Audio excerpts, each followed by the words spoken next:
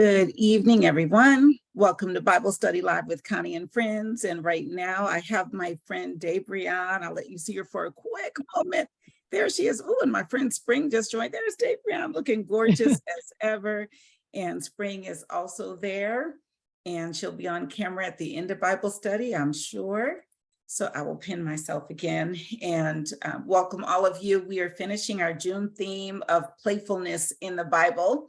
We've had a great time. Dabrian started us off with a wonderful message. If you haven't seen it, you need to take a look. You can go to Bible Study Live on YouTube and you can find it there as well. But it was a great study. And we've been doing studies every week, every Thursday. There were 5 Thursdays in June. So it was a lot. It was a lot. So we're finishing up today with a study of optimism. And the reason is because when I look up playfulness, it talks about lightness of heart. And then when I was thinking about what lightness of heart looks like and who it looks like, it made me think about an optimistic heart. A cheerful heart, an optimistic heart is light. It made me think of children and the references to children in the Bible and that lightheartedness that children have. They're playing. When you think of a child playing, the world is their plaything.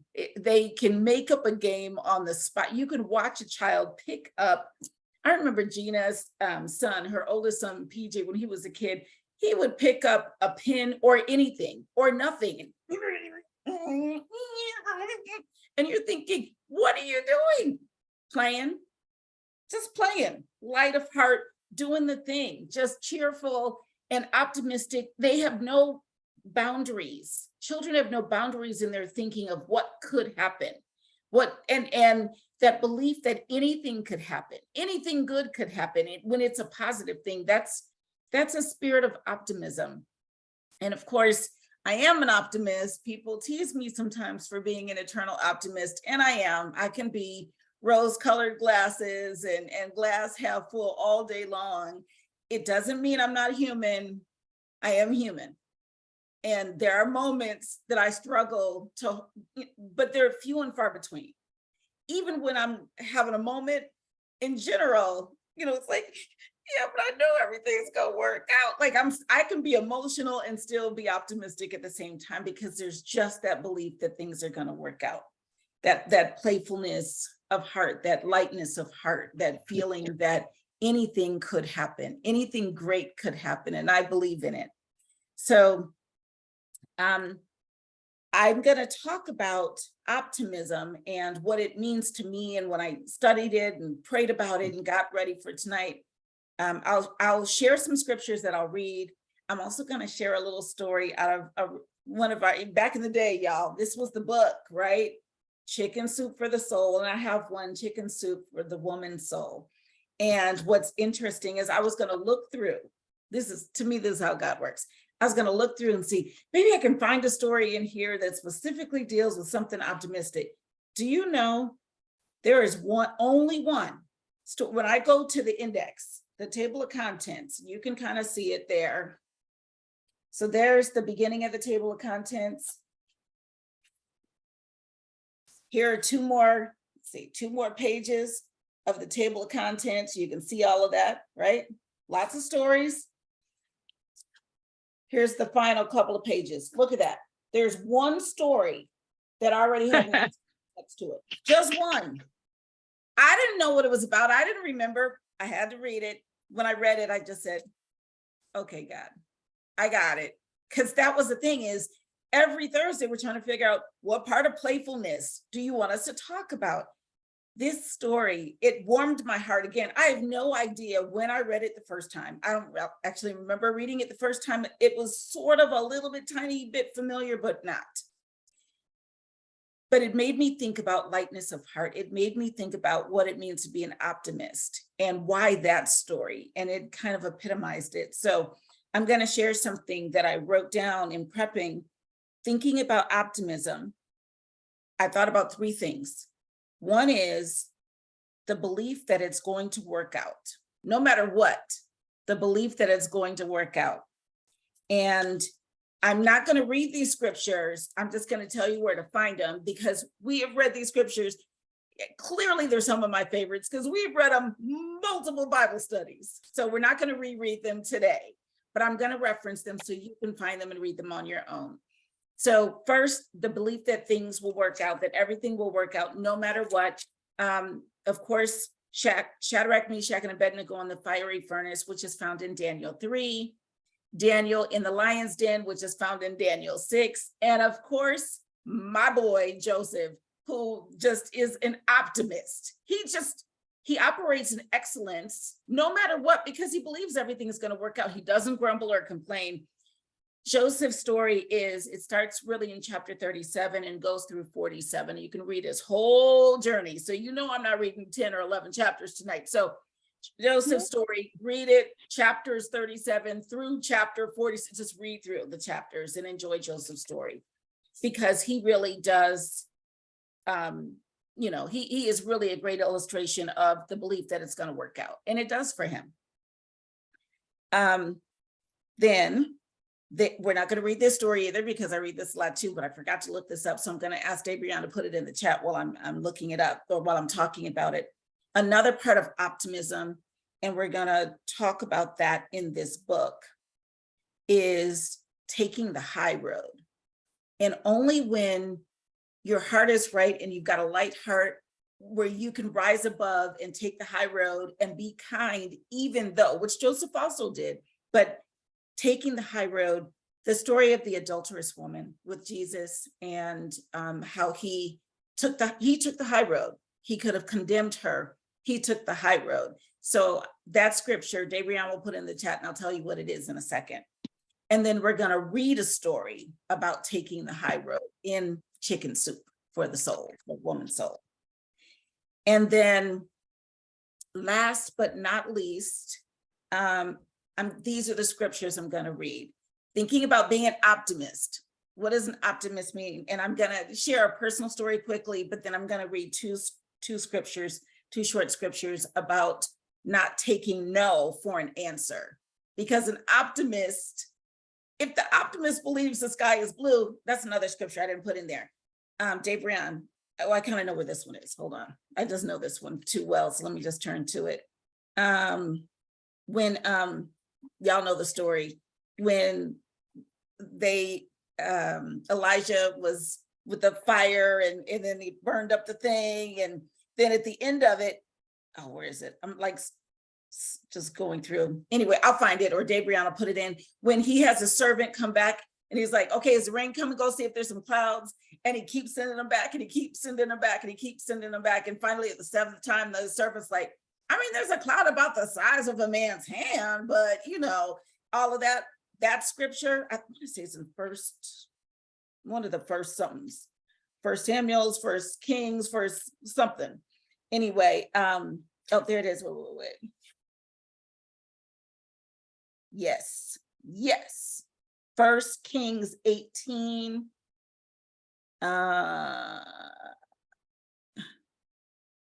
43 through 46. First Kings 18, 43 through 46. If you read through that, basically Elijah was not taking no for an answer. He just wasn't taking it. It was like, go back, go look again, go back. So I love that. So here are two scriptures about not taking no for an answer. And then I'm going to read a really inspiring story out of Chicken Soup. So go to Matthew chapter 15, verses 21 through 28. Not taking no for an answer. Here's our girl. Leaving that place, Jesus withdrew to the region of Tyre and Sidon. A Canaanite woman from that vicinity came to him crying out, Lord, Son of David, have mercy on me. My daughter is suffering terribly from demon possession.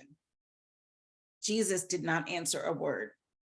So his disciples came to him and urged him, send her away, for she keeps crying out after us. His disciples, being with him, they still had no mercy. They were like, send those people away so we can go get some food. We need to order in. Can you get the people out of here? Jesus, tell them all, sit down, we're going to feed them. We don't have food enough for them. They're always trying to send somebody with, stop calling his name. Get out of here. They were a mess. So in this case, here they are. Thank you, Dabrianne, trying to send the woman away. He answered, I was sent only to the lost sheep of Israel. So that's how he responded. He didn't just send her away. He turned and spoke to her. I was sent only to the lost sheep of Israel.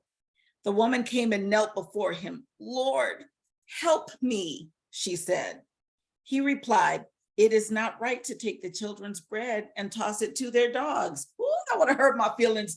I would have gone away in tears. I'm going to tell you, this optimist right here, though, she wasn't taking no for an answer. Here's what she says. Yes, Lord, she said, but even the dogs eat the crumbs that fall from their master's table. Then Jesus answered, woman, you have great faith. Your request is granted. And her daughter was healed from that very hour. That's the kind of optimism I'm talking about.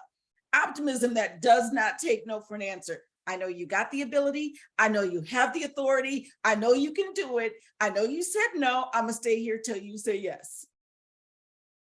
And that's what happened. And I love that. And I have personal stories of this. I have 3 personal stories in one area. So personal stories of this specifically. So I love that form of optimism. And then look at chapter 18 of Luke, Luke 18, verses 1-8. Another one, same kind of thing. Then Jesus told his disciples a parable to show them that they should always pray and not give up. So again, don't take no for an answer. Keep praying, don't give up. He said, in a certain town, there was a judge who neither feared God nor cared about men. I don't even know why he was living. He didn't fear God. He didn't care about men. He not had nothing good. And then he gets to be a judge. Holy smokes. And there was a widow in that town who kept coming to him with the plea, grant me justice against my adversary. For some time, he refused. But finally, he said to himself, even though I don't fear God or care about men, yet because this widow keeps bothering me, I will see that she gets justice so that she won't eventually wear me out with her coming. He's still just worried about himself. Her thing is, I'm not giving up. I will wear you out if I have to. I'm going to keep coming back. That kind of optimism. I believe in it. Like with Elijah, go back, look again, go back, look again. Anyway, and the Lord said, listen to what the unjust judge says, and will not God bring about justice for his chosen ones who cry out to him day and night? Will he keep putting them off? I tell you, he will see that they get justice and quickly. However, when the Son of Man comes, will he find faith on the earth? So that kind of optimism where you don't take no for an answer, that's what I'm talking about. That's what I'm talking about. Now, the other one I had said was about taking the high road. I'm going to read a story about that in a moment. But in terms of not taking no for an answer, let me give you an example of a personal situation that I had. This was years ago. I had a car that had been leased. I needed to buy it. And at the time I had, here's how we're going to say it optimistically and all PC and all the positive side. I had credit under repair. So I needed to buy this car, but my credit was under repair. And so I went into my credit union and I applied for, the loan to get my car, and I got declined. And so I told the young lady, who I will tell you is now a great friend of mine. She became a friend of mine because of that very moment. Much like with Elijah, I said, I need you to go back to them and tell them they need to approve the loan, because I have to have this. This is the car I drive. I need to own it. The lease is up and now I have to buy it. So I need you to go back to them and tell them I need them to approve the loan. And she was like, okay. And she went. And she came back and she said, they approved it. Thank you. That's what I needed them to do. And she said, how did you do that? And we sat and talked about going for what you want, believing it, knowing what it is, and not taking no for an answer, trusting that what you see, what God has shown you is going to come to pass.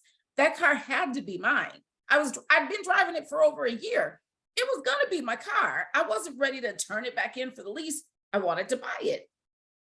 And in that same vein and spirit, She said, I've always wanted to work in public relations and for entertainment. Can I send you my resume? And I said, absolutely.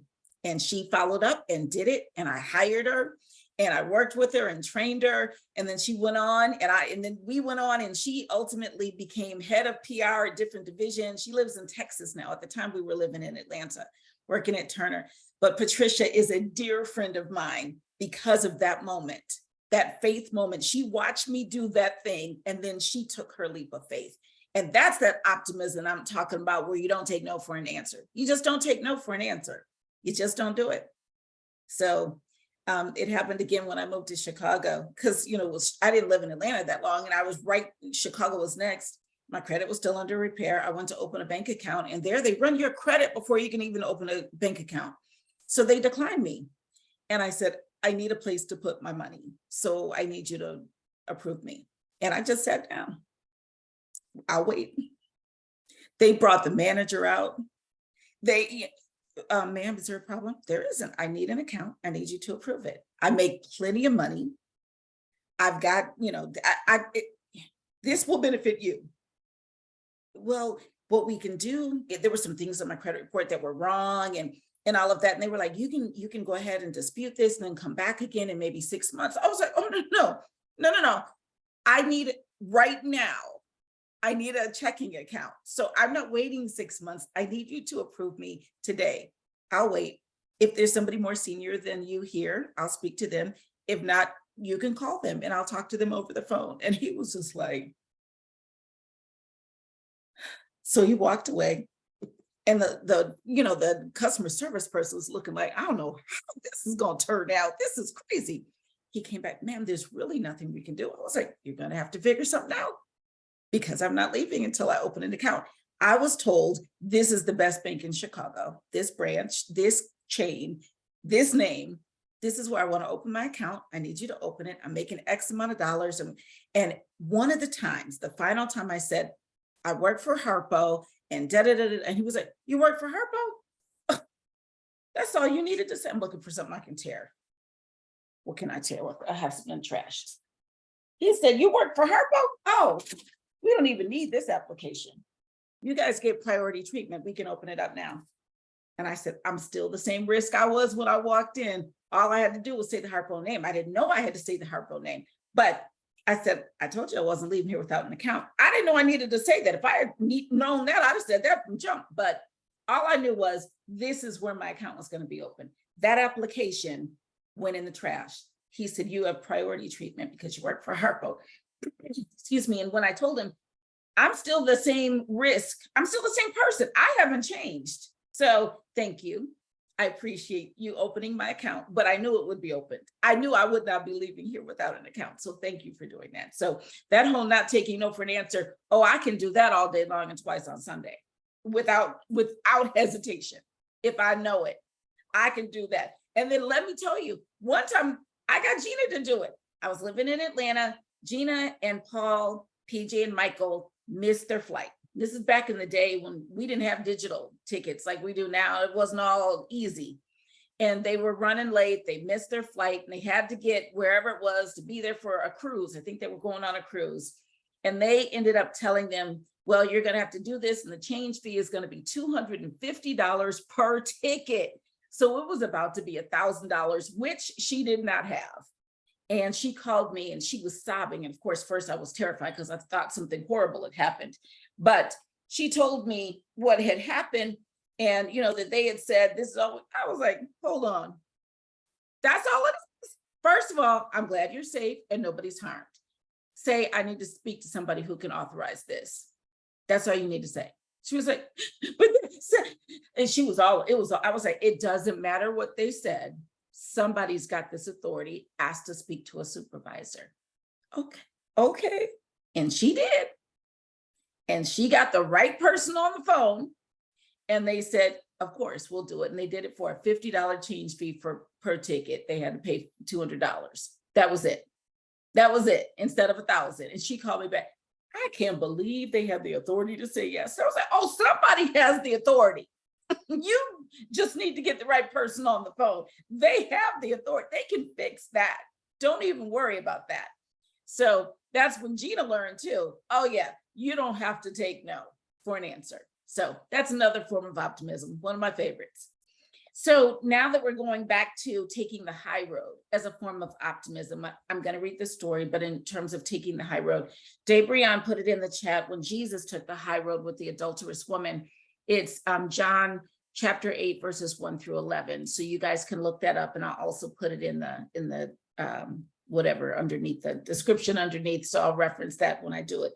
John 8, let me write it down so I don't forget. John 8, 1 through 11. So listen to the story.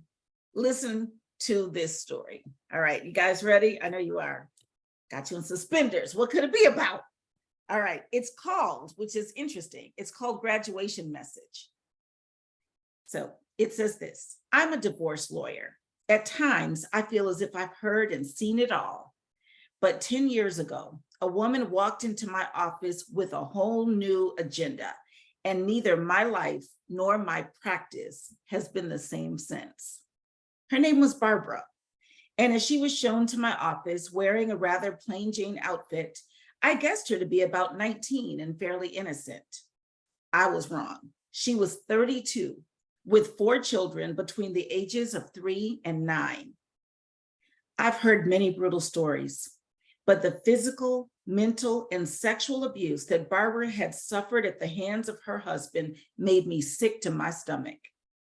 Yet she finished a description of her circumstances by saying, Mr. Concholino, you know, it isn't all his fault. My children and I have remained in this situation by my choice. I take responsibility for that. I've known the end to my suffering would come only when I decided I'd suffered enough, and I've made that decision. I'm breaking the cycle. I've been practicing law for 15 years at that point, and I've got to admit that in my head, I was getting great pleasure from thoughts of nailing that guy to the wall. Do you believe in forgiveness, Mr. Concholino? She asked. Of course, I said. I believe what goes around comes around, and if we try to do the right thing, good comes back to us.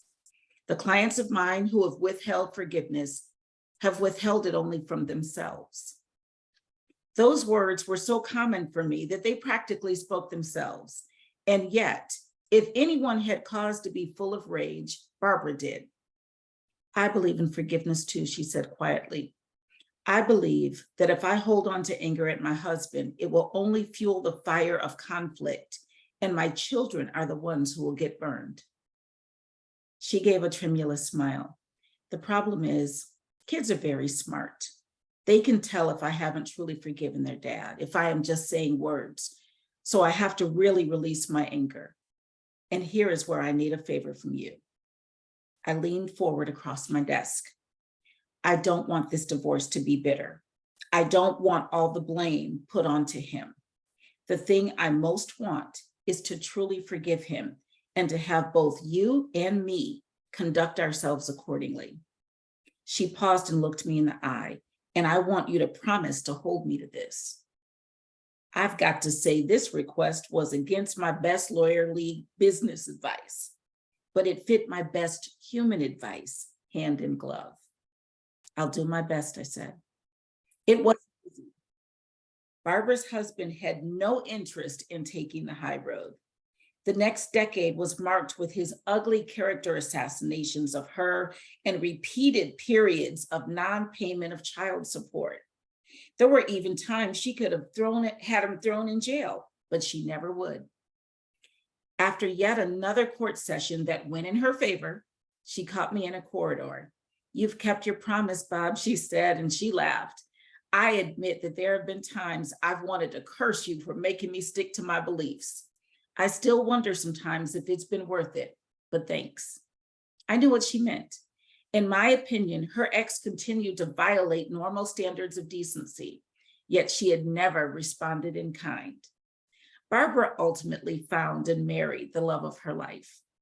Although matters were settled legally, I always enjoyed getting her Christmas card, hearing how the family was doing. Then one day I received a call. Bob, it's Barbara. I need to come in and show you something. Of course, I said. Now what? I thought. how long is this guy going to keep at this?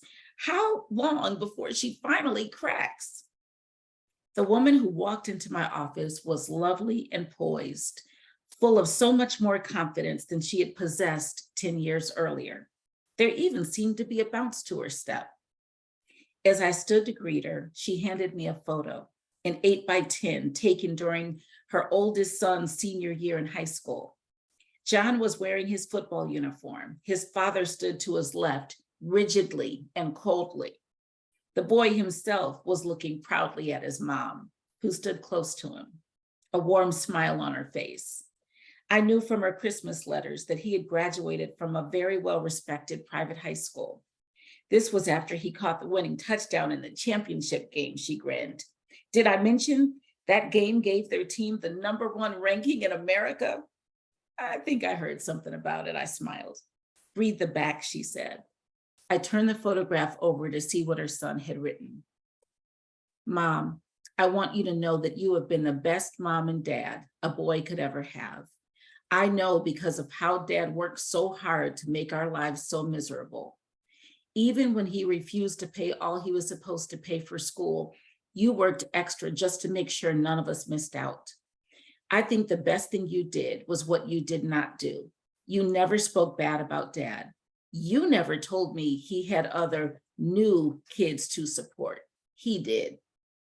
With all my love, I thank you for not raising us in a home where the other parent was the bad one, like with my friends who went through divorces. Dad is and has been a jerk. I know it, not because of you, but because he chose to be. I do love you both. You would probably still slap my behind if I said I didn't love Dad. But I love, respect, and admire you more than anybody on the face of the earth. Love, John. Barbara beamed at me, and we both knew it had been worth it. That kind of optimism of taking the high road. And, you know, I hear about ugly divorces and things like that where it doesn't need to be. And we have choices. And to me, those three things of belief that it's going to work out no matter what, taking the high road no matter what, and not taking no for an answer. That's what it means to be an optimist. And only people who have lightness of heart, which means people who also can be playful, can take that high road, can believe that things will work out, and can trust that they don't have to take no for an answer.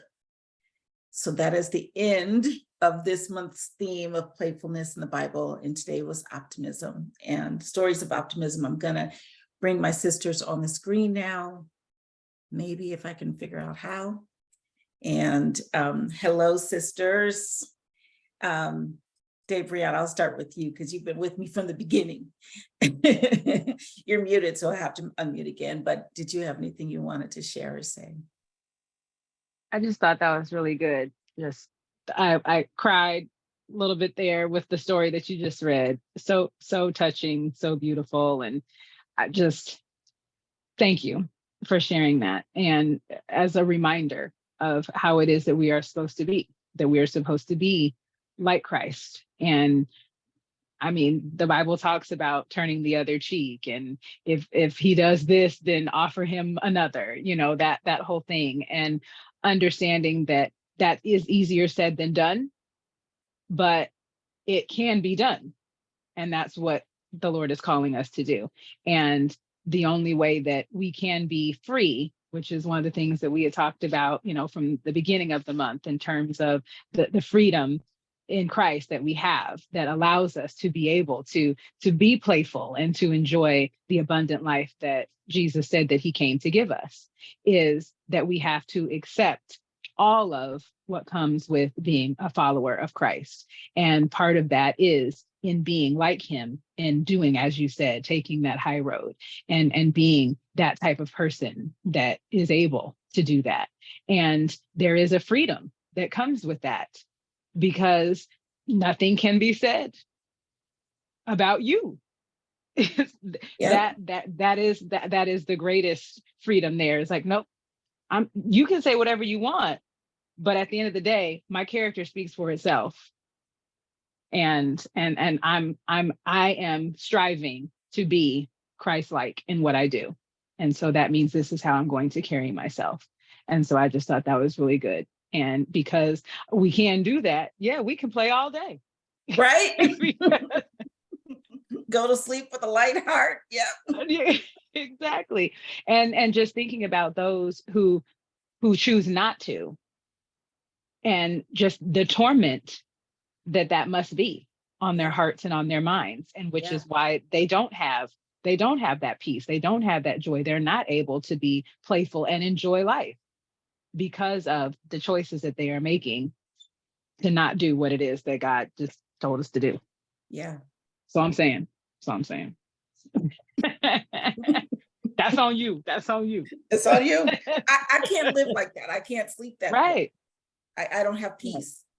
So Yeah. Sprinkle, you've got one of those hearts. So I know I'm singing your story. It almost sounds a little like my story, doesn't it? Yeah, my heart breaks for, and especially children of color.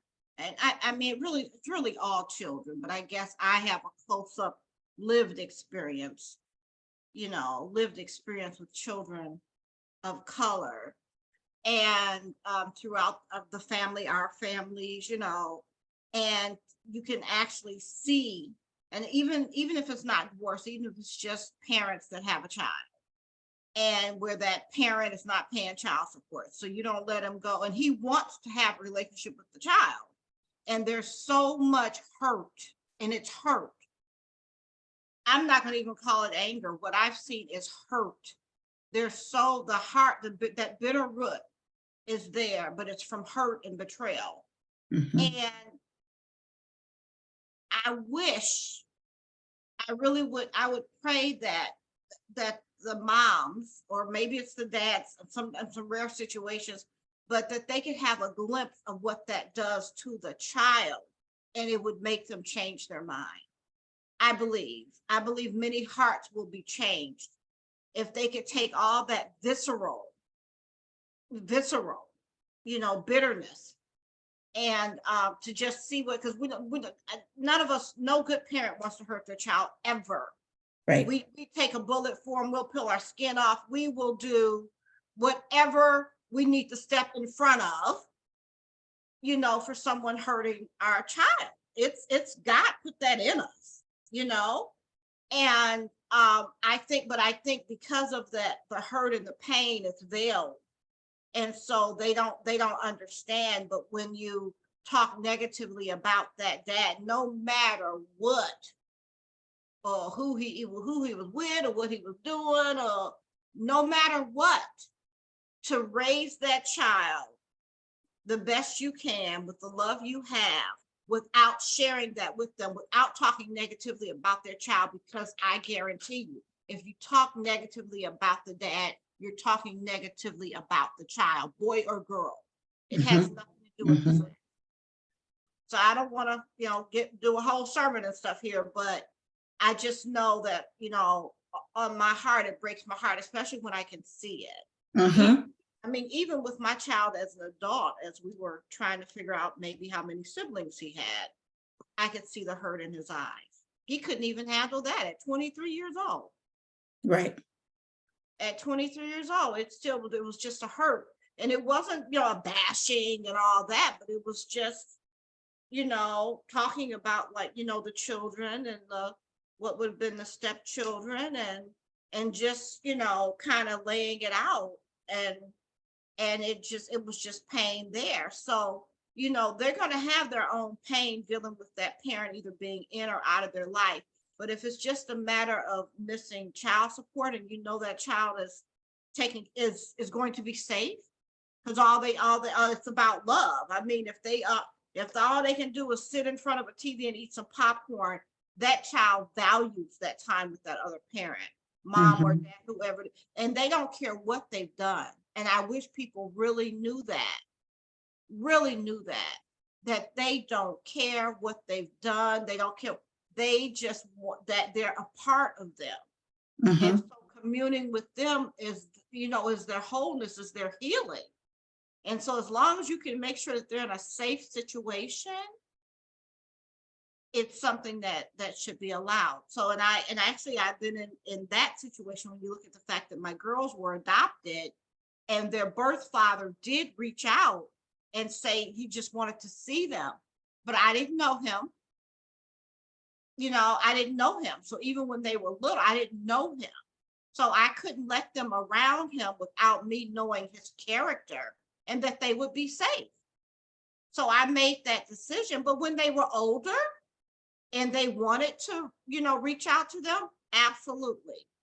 When I knew that they could protect themselves and their hearts, but when I couldn't just let them go visit him, or even with another parent, because this is an out of state situation. But even if they're with a relative, like, an older aunt who says, oh, I'll take them by to visit them. He had never seen them in his life. He really wanted to see them. And I was like, but I don't know him. I know you, but I don't know his character. I can't, you can't just let your most precious thing that God's entrusted you with, because they're only given to us for a season. You can't just put them in a situation that you don't know about. I don't know what he practiced. There's people out there that practice Wiccan and all that, I don't know. And I can't have, no. So when they were old enough and look at it, one of them wanted to meet them and one of them didn't, because they're twins. So the one who really wanted to meet him, she had a relationship with him, and she ended up being the one that took care of his funeral services. He just passed away this past year. And I helped her write the obituary. I didn't know him very well, but he was her birth father, and she had established a relationship with him, and that's what we did. But I have no regrets in not sending them over there. Somebody's like, well, he's their dad. No. I mean, of course, they're adopted, so I didn't have a relationship with them, just to be clear. I did not know him. And it was my job to protect them, and that's what I did. And I make no apologies about it. But as far as my birth child and his dad, my ex-husband, I never, I followed the court order thing, and even though the dad didn't want to enforce it, I'd be like, you really need to see your son. And I just kept it as, but they never heard me speak ill of him. And never will. He's an adult now. He knows him. He knows Right. now. But Yeah. anyway, I didn't mean to speak that long, but I do know that story, and I do know that I just pray that people could release that. And for me, it wasn't a problem, but God, I was gifted with that I always knew. I was raised knowing that if you can't forgive, you're hurting yourself. I was raised knowing that. So it wasn't really an issue for me. I kind of more have to try to understand why people are so hurt and do so much stuff. So, and I do understand that too. I've seen all the abuse and all that stuff like that. But I just know that, forgiveness is for me, not for somebody else.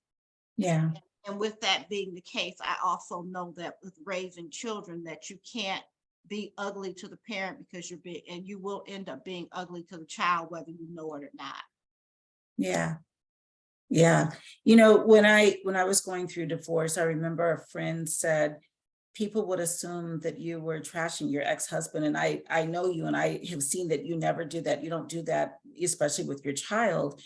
And he said, but you have to be careful, because sometimes you build your ex-husband up in your child's eyes, and then he falls short.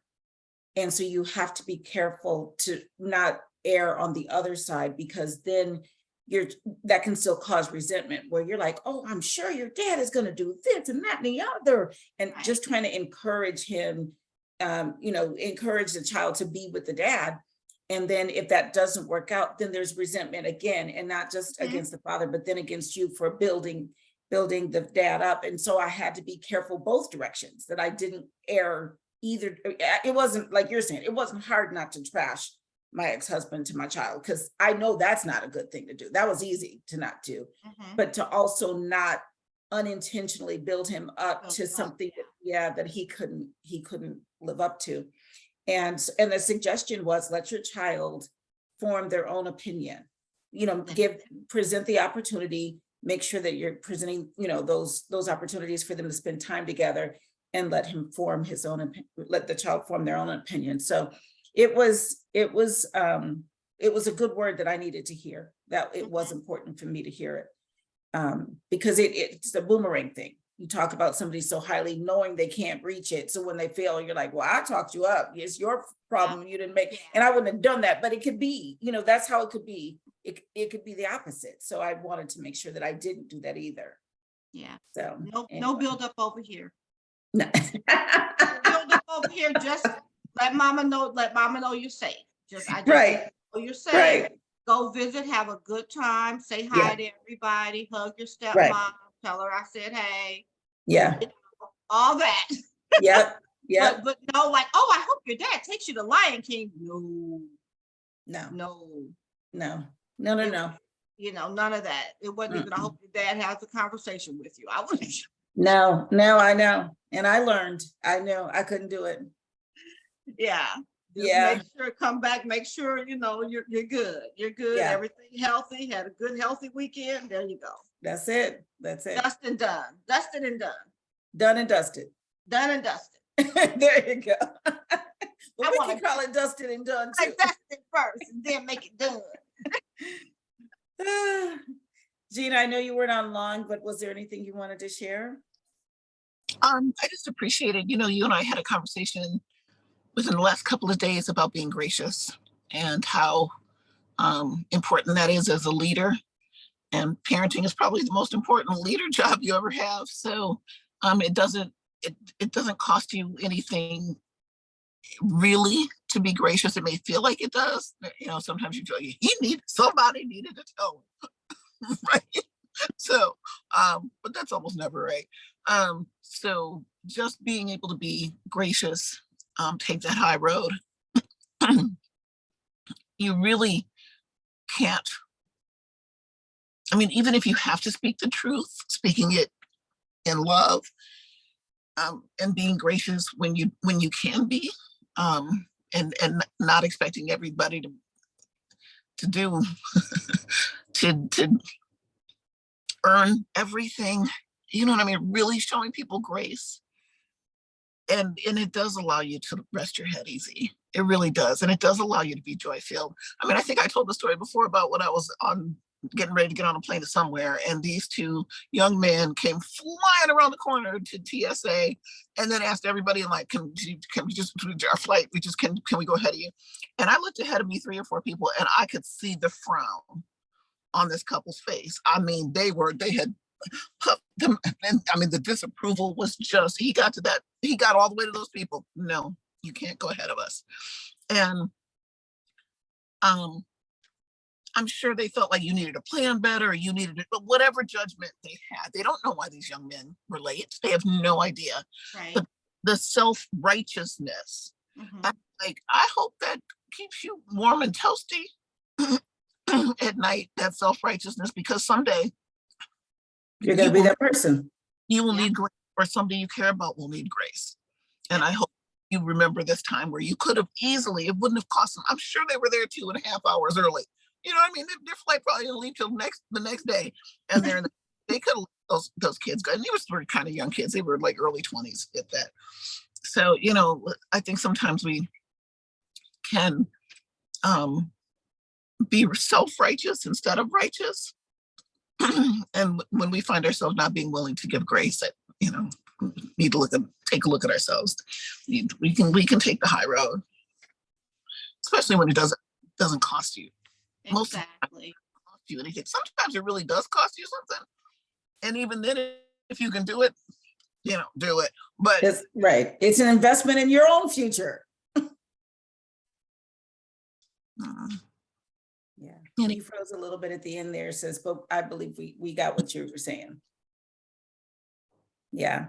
It's so interesting. Like I said, I was trying to decide, okay, I got to find a story in this book before the Bible study. And that's the only one with a star next to it. And I was like, well, I'll read that one. And so I read it before the Bible study, and I was like, wow, okay, that's the one I'm going to read. So, anyway, it was great. So thank Dave. Oh, I'm sorry. I just wanted to say that I find it interesting too, that with that being the story that you were able to find, the fact that it ended with Barbara showing the picture of her son playing football, him playing a game and him being a champion because of how she raised him. He was Right. able to be free to play and he was victorious. Mm, Mic drop. Yes, yeah. mic drop. It all Mic comes drop. full circle. drop. It all Mic drop. comes full But circle. listen, you guys, the name of the story is, so, you know, I'm thinking like, what would it be about for it to be part of this? The name of the story was You said Graduation graduation. Yeah. Graduation Message. And I'm thinking, how is this going to be relevant? Right. Right. Look at But that. I But hadn't made God. that connection that that it was called graduation message. Yeah, you wouldn't have. You wouldn't have. I love And it how he puts it all together and puts a bow on it. He puts it all together. And like I said, that's why I intentionally I'm showing you the table of contents, like look at all of the stories. Not one has a star, only one.